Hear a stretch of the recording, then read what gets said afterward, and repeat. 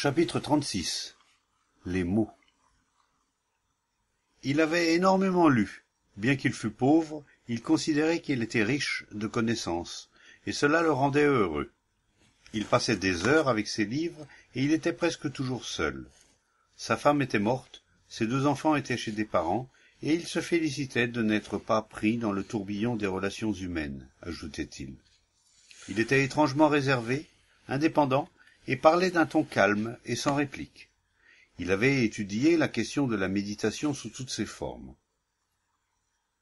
et plus particulièrement l'usage de certaines psalmodies et de certaines formules dont la répétition constante avait sur l'esprit un puissant effet d'apaisement.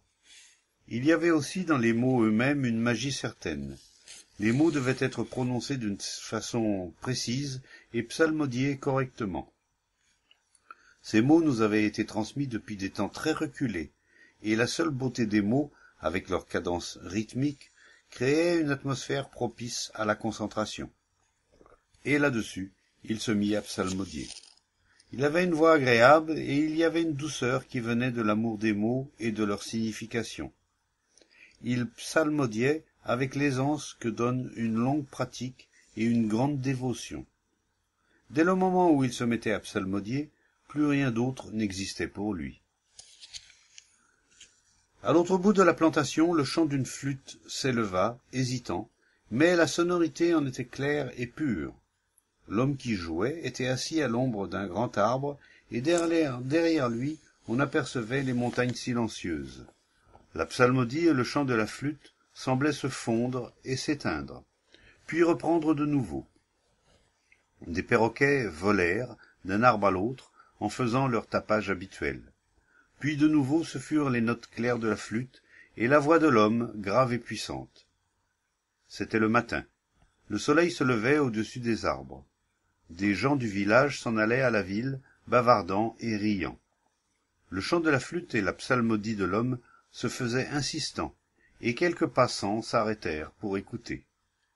Ils s'assirent au bord du chemin, saisis par la beauté du chant et la splendeur du matin, que ne troublait pas le sifflet d'une locomotive au loin. Au contraire, tous les bruits semblaient participer du même ordre et de l'unique beauté qui emplissait le monde. Même le gras croassement d'une corneille n'avait rien de discordant. Il y a une étrange fascination dans le bruit des mots, et les mots ont pris une extraordinaire importance dans notre vie.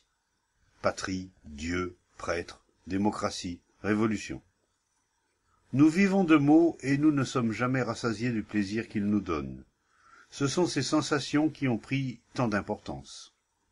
Les mots sont agréables parce que leur bruit réveille des sensations oubliées, et le plaisir est d'autant plus grand qu'il se substitue au réel, à ce qui est. Nous essayons de remplir notre vie d'intérieur par des mots, des sons, des bruits, des activités. La musique et le chant sont un merveilleux moyen d'échapper à nous-mêmes, de fuir notre médiocrité et notre ennui. Les mots remplissent nos bibliothèques et nous parlons sans cesse. Nous n'osons pas rester sans un livre, sans faire une chose ou une autre. Nous avons peur d'être seuls. Lorsque nous sommes seuls, notre esprit tourne et retourne sans cesse en lui-même, s'inquiète, imagine, remue des souvenirs, fait des projets. Ainsi n'y a-t-il jamais de vraie solitude, et l'esprit n'est jamais immobile.